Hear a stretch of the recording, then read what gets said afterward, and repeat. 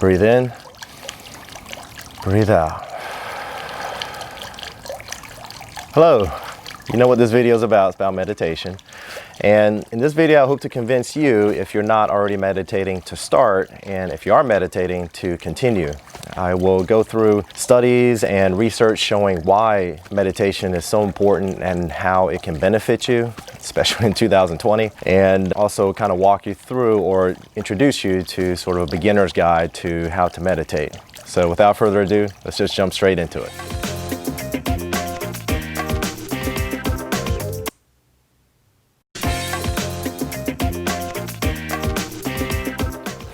Hello and welcome. I am Dr. Jack. On this channel, I help you live a happier, healthier, and carefree life through knowledge. And for today's video, we will be diving into some of the details regarding meditation. And meditation really helped me during a significant part of my life during residency training. And as some of you may know, during residency training to become a physician, it is some of the most stressful times a young physician will go through in their training due to the long hours, the emotional toll of it, and just the physical aspects of lack of sleep as well, and just how hard you're working during that time. And I had a friend take me to my very first meditation class, and from then on I was hooked. And it helps with so many different aspects of life. And many people think that meditation is sitting there and doing nothing.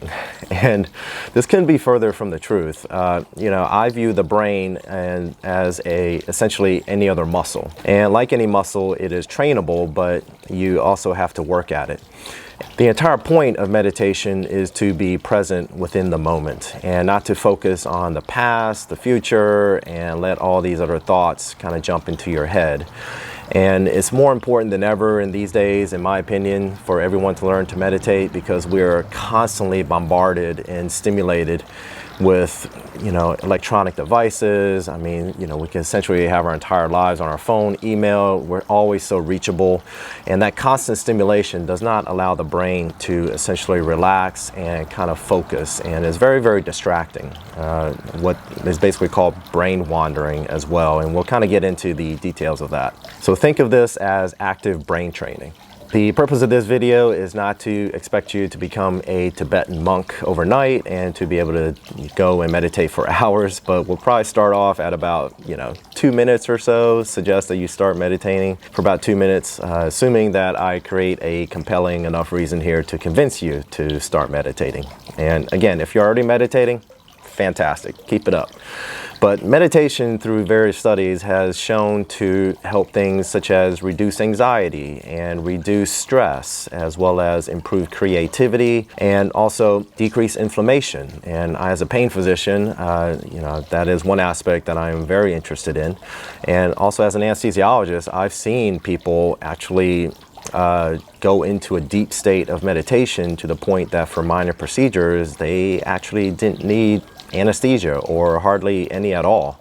And it's really fascinating to watch. So meditation has also been shown to improve memory and retention, as well as reduce aging of the brain. And we'll get into some studies about all of this. Let's start off by essentially going through some of the research as to how meditation helps you and how it can actually physically change your brain. Through various studies, meditation has also been shown to decrease things such as beta waves on an EEG, which is basically a device that is used to measure brain waves. So beta waves are prevalent during very active thought. And it has been shown that when people are in a deep state of meditation, that those waves are decreased, and actually theta waves are increased. And theta waves are more prevalent when there is deep relaxation within the brain. So there is a famous neuropsychologist at the University of Oregon who essentially researched how meditation helps the brain physically. And this is Dr. Michael Posner. And what he did was demonstrate that people that meditate on a regular basis actually increase the white matter within their brain. And the white matter within the brain is what basically allows more efficient and effective communication between all the different areas of the brain. Therefore, this leads to faster neurologic processing, and it was demonstrated to have this effect within 2 to 4 weeks of meditation. Participants were able to show increased focus upon tasks, and therefore improve cognitive skills, as well as decrease their overall cortisol levels, which is a stress hormone that's released. And we couldn't talk about meditation without talking about the brain wandering default mode network, or DMN essentially. And what this is essentially when you're sitting there, say in a meeting or a lecture, and your brain starts to wander and sort of uncontrollably. These typically will lead to negative thoughts or stressful thoughts and emotions. I wonder if this viewer is going to hit the like and subscribe button. And you might be sitting there suddenly wondering, gee, did I lock the door when I left the house? Did I leave the kitchen stove on? I wonder what my kid's doing right now. And all these kind of random thoughts that preoccupy your brain. So what they found is that people that have a lot of brain wandering essentially leads to rumination about the past as well as about the future, leads to increased anxiety and stress, and overall leads to possibly being less happy in life. And there was a study done by Dr. Ben He, who basically looked at Tibetan monks who have meditated for an average of 15 years versus brand new monks. And what they found was that the monks who meditated for 15 years had a lot less brain wandering and were able to focus on tasks much better. However, I do want to say that not all brain wandering is bad. When you look at the research, some brain wandering is actually good. It actually depends on several different factors, such as what mood you're in, what the content of the brain wandering is. If it's great thoughts and emotions being evoked, obviously that can't be a bad thing. And in those situations, it can actually lead to increased productivity, increased creativeness, as well as mood improvement. There was a study done by Judson Brewer who looked at mindfulness and smoking cessation, and she basically pitted mindfulness meditation to the American Lung Association smoking cessation program. And what she discovered was that at 17 weeks afterward, that the people who did the meditation were much more likely to have quit smoking at 17 weeks out. And this not only pertained to smoking cessation, but this also transferred over to multiple other various addictions as well. There was also a study done with the great Dalai Lama over a period of 7 years at MIT, where they basically took his monks and then non-meditators. And what they found was that the monks who meditated on a regular basis actually had increased blood flow to the prefrontal cortex, which is responsible for things like emotion, as well as helping to regulate attention. And this all translated into memory and cognition improvement as well. And one of the really cool things was that within a few months, when they took those non-meditators and taught them how to meditate, they were able to see the exact same things within their brain as well as their cognitive and attention abilities as well. There was also a study where they looked at meditation and it led to better preserved brains as we age.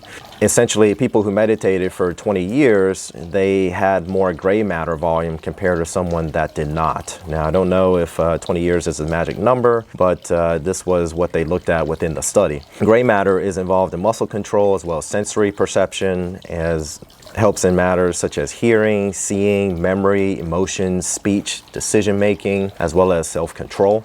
There was also a study looking at meditation programs for psychological stress and well-being, and this was a systematic review and meta-analysis, and that form of study typically is very good at pulling more reliable data. They found that meditation helped reduce stress as well as anxiety, depression. The interesting aspect of this was that they compared meditation and how it helped depression, and they found that it worked just as well as taking actual pharmaceutical drugs for antidepressant. And it was also found to help with physical pain as well. And Dr. Sarah Lazar, she did a great TED Talk. I really suggest going on YouTube and doing a YouTube search for her. Actually, what I'll do is I'll link down below her video. She did a study that showed how meditation can reshape our brains. She's a neuroscientist, and what she found was that through yoga and meditation, meditation. It was found to essentially change the brain structure and actual physical changes within the brain, as we kind of talked about earlier. And so when you look at the hippocampus within the brain is where learning and memory occurs, and there was increased cortical thickness as well as increased activity within that area. And she also found that there was decreased aging within the brain, and there was also decreased amygdala activity. So what the heck is the amygdala? So it turns out when you calm the amygdala, it is where emotions are given meaning, essentially. It is where they are stored and attached to various triggers as well as responses. And in short, they are emotional memories. And they are tied to another portion of the brain called the limbic system. And this determines how you process strong emotions such as pleasure as well as fear. It controls the famous fight or flight response, and also it helps regulate stress management, pain coping mechanisms, as well as depression. Obviously, depression can lead to things like emotional eating as well as drug or alcohol abuse. So what have I seen clinically in my practice? From the anesthesia side of things, I've seen people do unbelievable things through the power of meditation and how much anesthesia they required, and sometimes none at all, depending on how stimulating the procedure that they're getting done. And on the pain side of things, I have seen some of my patients who really took it to heart and learned to meditate, and they would come to me taking a ton of opiates as well as benzodiazepine medications, sleep aids, all these other things, and they really started to take control of their life through meditation. They started to learn to control their brain, their thought processes, their emotions that come with all of it, especially that come upon them when they are experiencing pain and distress in life. And it really is an amazing thing to watch. I've had patients come off of all those medications and live just such a better, cleaner, healthier life in general. So I hope I've created sort of a compelling reason as to why you should start meditating if you're not already. So how would you get started? Obviously, this is just an introductory. Definitely go online and do sort of a deeper dive. There is a great app called Headspace, and I strongly suggest downloading that. There is a gentleman on there by the name of Andy. He speaks with this, British accent, great guy. He has an interesting life. I think he has a degree in circus arts and trained with the Russian circus for a little while. Anyway, fascinating person, and it's a free app that you can download and really can help you start to learn how to meditate. I'll also put links down below for websites that I think are relevant for you to get started. Let's kind of walk through how to get started on meditation. So generally what I suggest is start at about twice a day. Just set aside some time throughout the day, and whether it is, start maybe during the work week and just show up to work 5 minutes earlier and perhaps sit in the car, have it be silent, and try and practice meditating. You can also set an alarm on your phone to set certain times of the day to basically remind you. And if 5 minutes is too much, just start small. Start at 2 minutes. And all you're basically trying to do, and mind you, there are different ways to learn how to meditate, and there's all different types. The one that I'm teaching you is basically sitting there and concentrating on your breath, which is very common. So you pick a quiet spot. Obviously, you want to sit there comfortably, and you essentially just close your eyes if you like. Closing your eyes helps, and basically to focus, and just pay attention to your mind and notice how all these different thoughts sort of come into your mind. Thoughts like, am I happy at work? What's going on in 2020? Am I going to survive 2020? And you just notice that your mind is constantly bombarded by all these different thoughts. And at first, don't fight those thoughts. Just try to be sort of a passive observer and just let those thoughts come in, and just notice how your mind just kind of wanders from one thought to another, and also try and pay attention to how it makes you feel, how it sort of creates anxiety and can lead to some stress, as well as essentially, how the thoughts are basically chained together. For some people, it helps to essentially start from your head down to your toe and start tensing each muscle kind of isometrically, tensing and then relaxing. And that just kind of brings you into the moment. And then really start to focus on your breath. Just sit there with your eyes closed, take a deep breath in, and then a deep breath breath out and notice how your chest rises and falls, and just constantly try to bring your thought process and your focus back to that breath and just focusing on breathing in and breathing out. It sounds so simple, but if you give it a try, I promise you, you will find it to be very, very challenging initially. But as you get better, I mean, depending on how serious you take this, it will start, you can sit there and start meditating for hours on end and just focus on the breath. And that concludes this video. I hope this was valuable to you, and I hope you start meditating. Please hit the like and subscribe button as well as the notification bell so you know when my next videos drop. I'm pretty good about putting out a video a week, and if you have meditation experiences or tips that you'd like to share, please write them down below in the comments section. I always love reading those, and I am very good about responding. So I hope you start your journey, and if you already started your journey, I hope you continue with meditation, because I do think that it is really a valuable tool to have in learning to live a healthier and happier and mindful life. And so with that, I'll leave you. Take care, stay safe. Bye-bye. Pura Vida.